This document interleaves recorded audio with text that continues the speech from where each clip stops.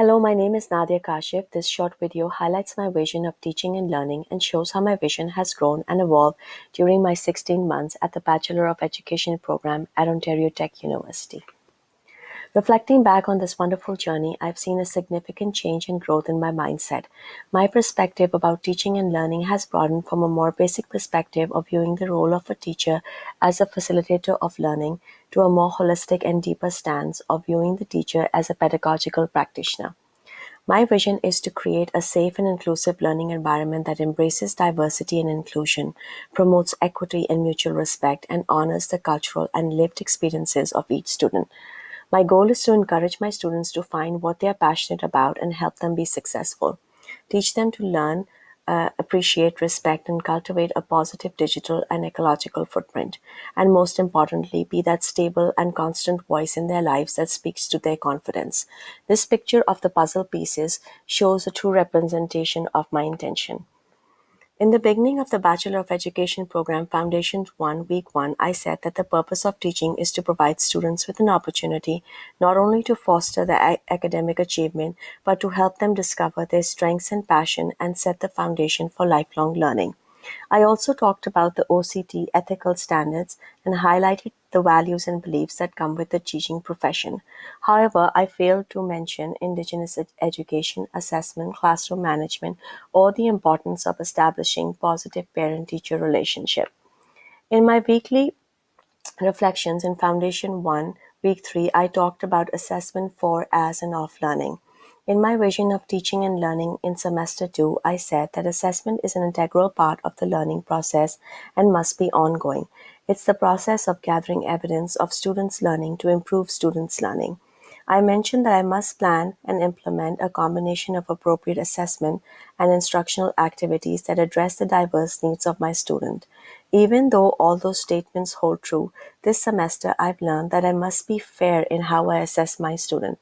In my Week 8 Foundation 3 reflection, I quoted Mary Pontiac words which says that creating high quality educational assessment requires both an art and science. The art of creativity engaging students in assessment that they view as fair and meaningful. I also learned about the core principles of effective assessment and applying those core principles to the creation of tests and test items as mentioned in Diana's video, AEDT 1140.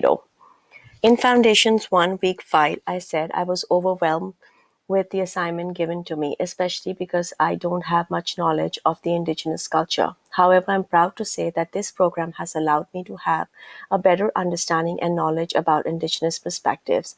As mentioned in my weekly reflections in Foundations 2, Week 4, I was able to incorporate Indigenous education in my math and science lesson in my grade 2 placement. And as a future teacher, I must always remember Marie Sinclair's words and acknowledge my role in the reconciliation journey.